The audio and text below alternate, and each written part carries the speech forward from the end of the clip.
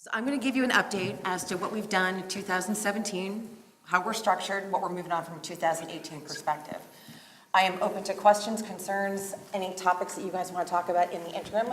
Please feel free to interrupt me, okay? This is our high-level agenda. Pretty straightforward, and again, I welcome any communication, any conversation, any questions you guys might have. Okay.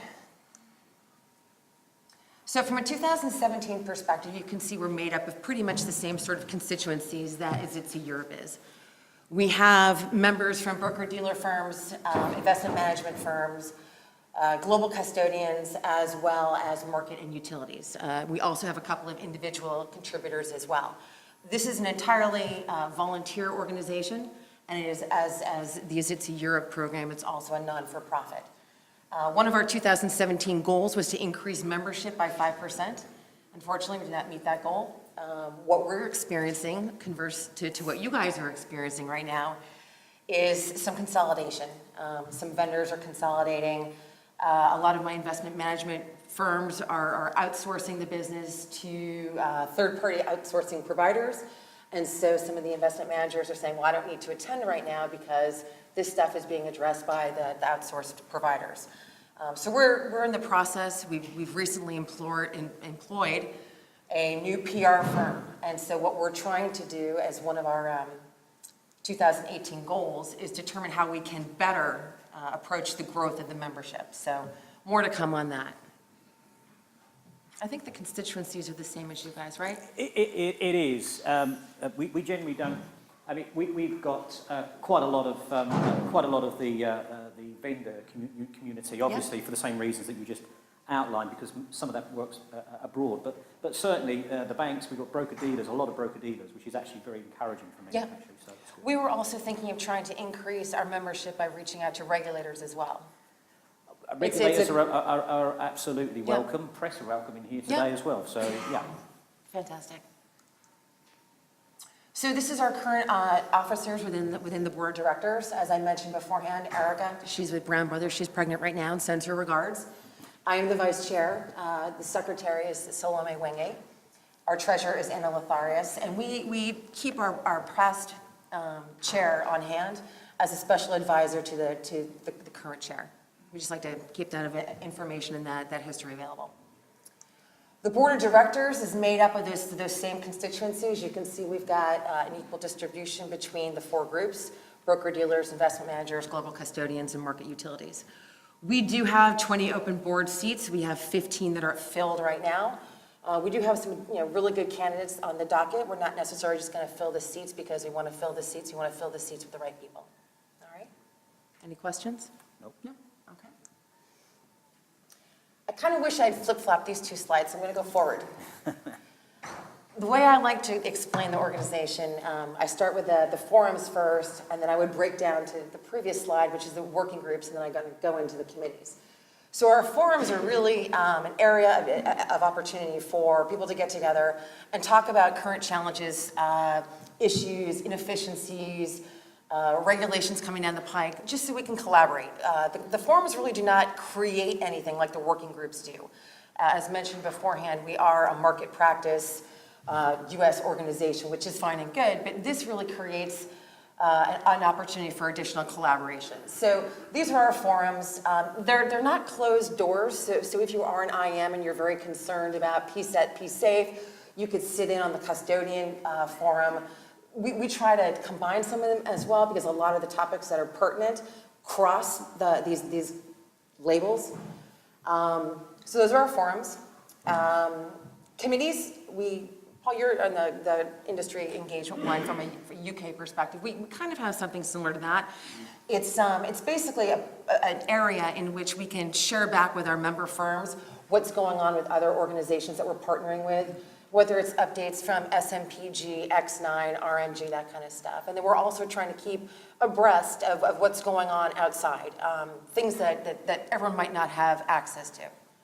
And then marketing. Marketing is a challenge for us because when you're asking people to give a lot of time and energy to a non-paying job, you have a hard time getting people with a lot of marketing skills and background to join a financial services organization. So we have a special committee which we make everyone join hands and get us through our marketing requirements.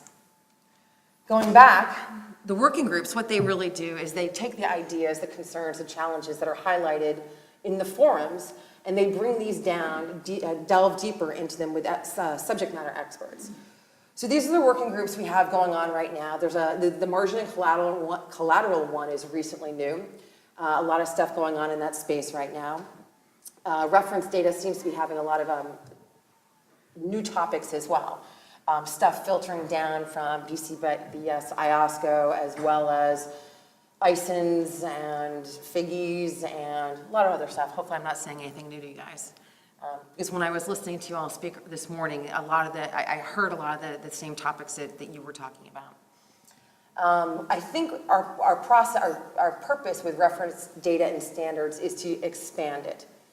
There has been a lot of talk, as you guys have mentioned, with regards to blockchain, DLT, AI, machine learning, robotics.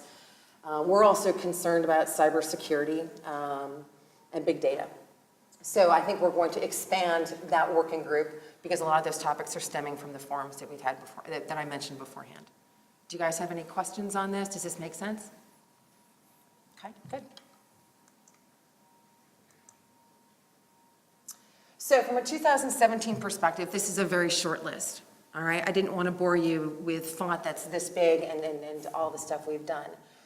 In our annual report, which is posted on our website, we do have a list of all of the accomplishments that each one of the working groups created, if you want to get into that level of detail. If you're focused on what did we do from a corporate actions perspective relative to 2022, you can see that detail on our website.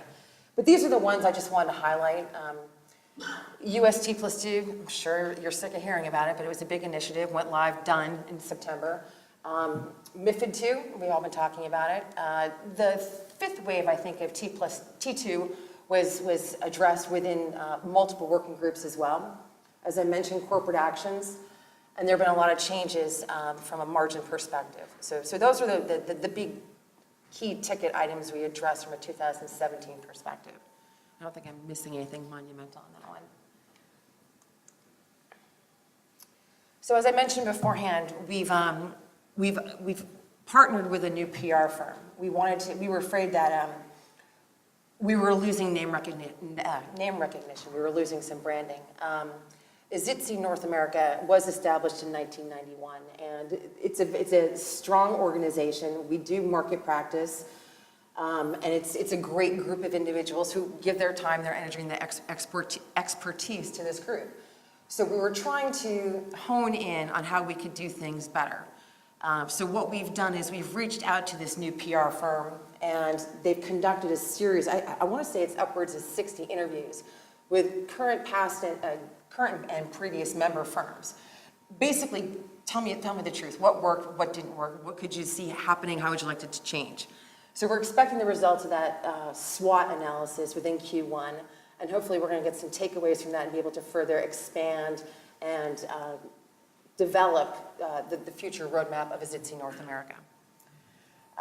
There are a lot of regulatory initiatives. So our three pillars are content, membership, and leadership. The big top items coming out from a 2012 perspective, regulatory, there are some key topics. I'm going to talk in code now, which I can bore you, 871M and some other stuff like that. Technology, you guys have said every acronym that I can think of. We're talking the same thing. It's nice to hear that you guys have the same challenges, the same questions, the same concerns that we do. Membership, again, we're really trying to increase that membership. We're going to have a better approach to go out to the market. And global collaboration. We are very happy to be here, and we're looking forward to seeing you in March. This is not just an ISITC North American and ISITC Europe collaboration. As I mentioned, we're also partnering, working with other organizations, whether it be SIFMA or FIA or SMPG, those other groups as well. Leadership, we've got a strategic plan, and we're putting that into place. This ties back to the pillars. Our meeting structure, we decided to change it. We used to meet on a quarterly basis. It was all fine and good until you start looking at the numbers, because we do have a financial responsibility back to our member firms, and it didn't look like we were in the black. So we decided to shut down one of our quarterly meetings. So we will be having triannual meetings. But we also have the opportunity and the flexibility right now to create a one-off meeting. So say there was a need in the marketplace, like last year, MiFID II, and we wanted to have a one-day, everyone get together, seminar, best practices, that kind of thing. We're allowing ourselves that sort of flexibility. Doesn't mean we're going to have one every year, but if the opportunity does present itself, we're able to respond and create that kind of environment. Can I just mention one thing? Sure. The scale of ISITC North America in terms of what their income is, it's like this, because there's a lot of people there and there's a lot of firms. Ours is very small, as you saw in the first couple of charts. In terms of what we did over the group here and our ILG, we did exactly the same thing, right? We had to make it more relevant. Yep. Okay, and that's what we've driven, the strategy that we've actually adopted. I think the other thing that, and by the way, membership fees are still only £250 for a year, and that includes everybody in your member firm. So there's not many places in the world where you can get that kind of access to this kind of experience. And I think the last thing is that the leadership side, it's all voluntary, okay? So from my perspective, I really appreciate the guys' help in what we actually try to achieve, and we can do some other things. I think that you've given some great ideas on what we do move forward. But yeah, so that's a slight difference in terms of how we actually are structured. Well, the one other thing that I would add to that is the academia component. Yeah. I'm really impressed with how that's incorporated within ISITC Yeah. Europe. We're trying to reach out. Yeah. Our big show is in Boston, and we've been trying to reach out to folks from MIT and from Harvard and trying to get an engagement with academia as well. We're not there yet, but we're ideally moving in the right direction. Well, if you need any help, John, I'm sure, will offer us help there as well. Well, that'd be fantastic. I'd appreciate that. We'd appreciate that. Okay. Any questions with regards to our goals? So from a 2018 perspective, our big show is in March. It's in Boston in March. It starts, I think, at 8 o'clock in the morning on the 18th, and that's not good if you're in Boston on the 18th because there's a lot of drinking on the 17th, St. Patrick's Day. So if you're looking for something to do after St. Patrick's Day, come join our show.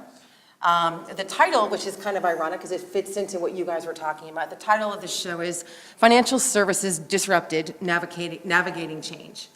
The agenda is a very robust agenda. It's up on our website as well. I'm going to give you the link to the website.